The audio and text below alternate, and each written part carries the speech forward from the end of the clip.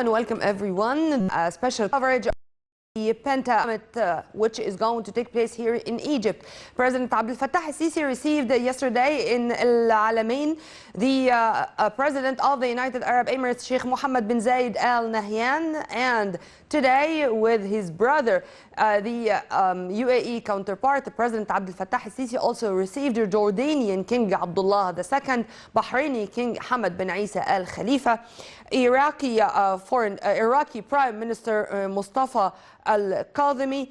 As the fighters are going to hold a summit, they are going to discuss a number of important regional and international files. And this is going to take place here in Egypt in a very critical timing, as the security and stability are facing, to be accurate, many challenges.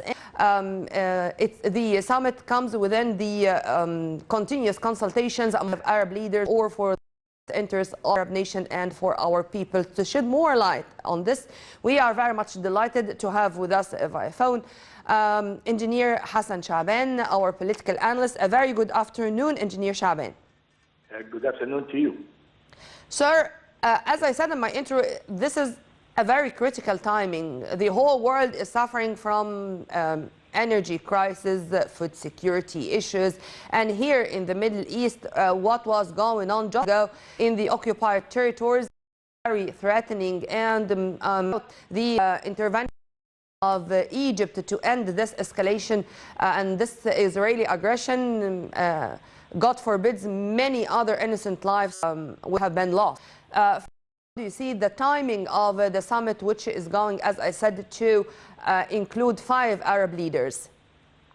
The timing is perfect because the whole world is witnessing a lot of changes right now, and it was bound that the Arab countries should get together and face the coming period, actually, because within the next 6 months, the whole world will be exposed and subject to a lot of pressures, and the Arab countries should be ready for this, for these circumstances that will take place, because the Middle East area and all the 5 countries that will meet tomorrow depends on the food chain supply from Europe, and what's happening in Europe is not really,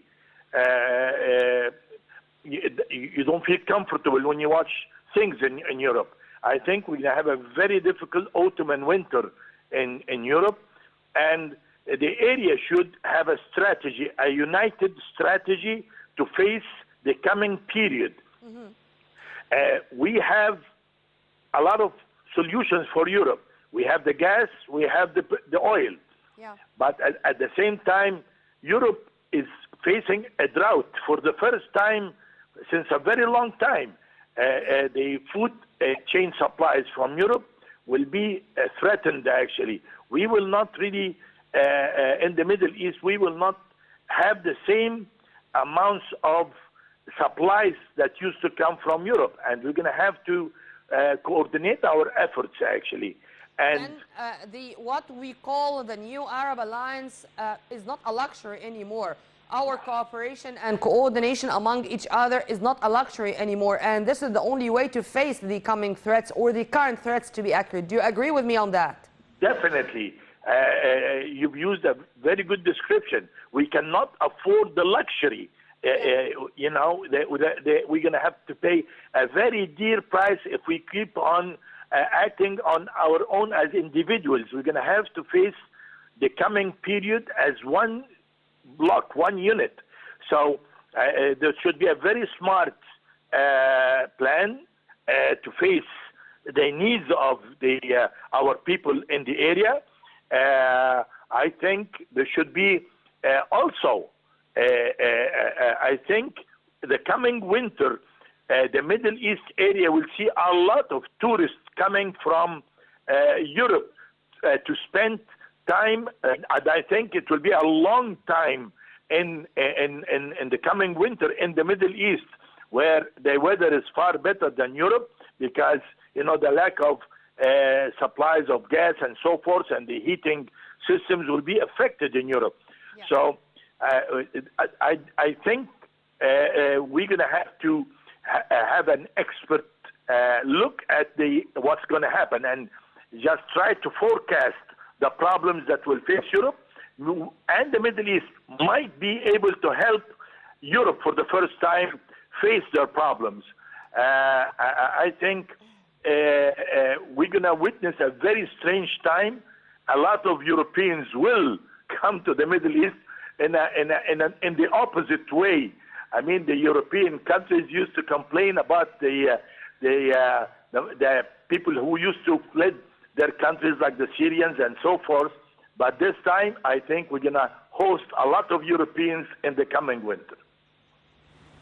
Well, sir, since you mentioned the climate issue, the climate change, I think also among the issues or the files which are going to be discussed at COP27, as Egypt in less than 11 weeks from now is going to host all world leaders and all heads of governments who are going to participate and to share in the COP27, which is going to take place here in Egypt in Sharm el-Sheikh in November, inshallah. How do you see this as one of the main topics to be discussed?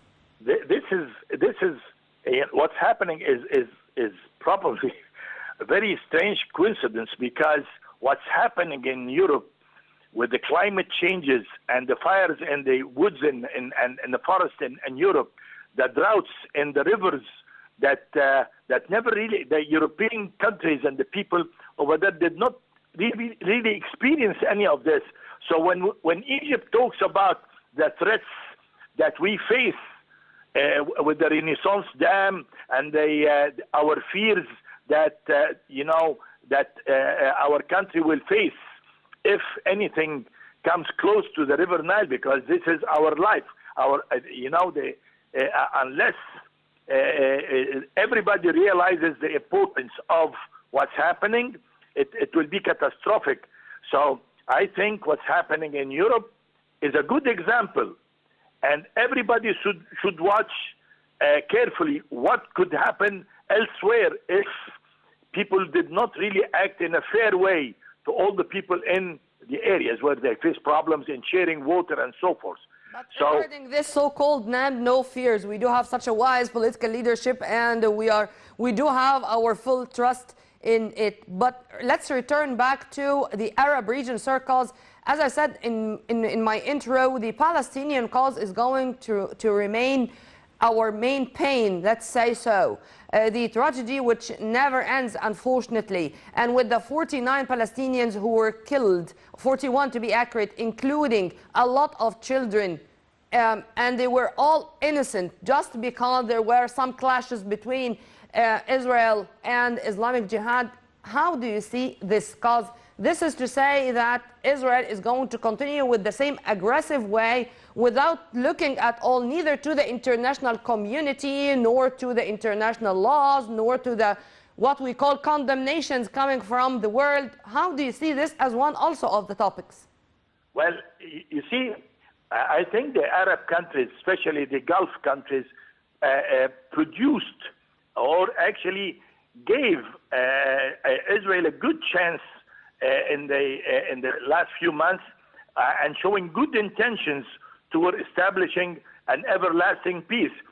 And they gave a lot of privileges that Israel never really dreamt of. Mm-hmm. So, but amazing, Israel did not return.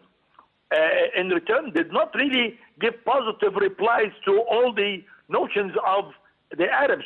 The Arabs did so and so and so, but really we expected that the Israelis will take a step toward peace, an everlasting peace.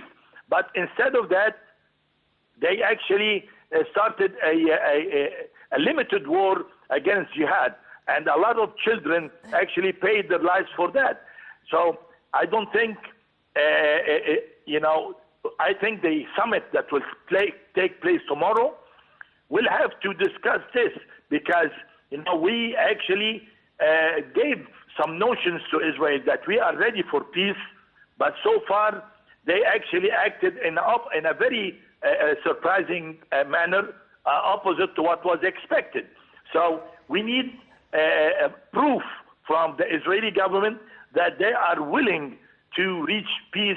We are all waiting for this proof, sir. Well, Engineer Hassan Shaaban, our political analyst, thank you very much for your input, sir, and have a very good afternoon. Ladies and gentlemen, just a few minutes ago, President Abdel Fattah al-Sisi, accompanied by his brother, the UAE President Sheikh Mohammed bin Zayed Al Nahyan, received in the New Alamein airport the leaders of Iraq, Bahrain, and Jordan, as a Penta summit of the 5 Arab leaders is going to take place here in Egypt to discuss a number of issues, a number of regional and international issues, all for the best interest of our peoples, or for the best interest of the Arab nation and for humanity at large. Well, by this we come to the end of this special coverage. Stay tuned on Nile TV International, and for more details please log on to www.nileinternational.net. Many thanks for watching. This was Nermeen Abdurrahman.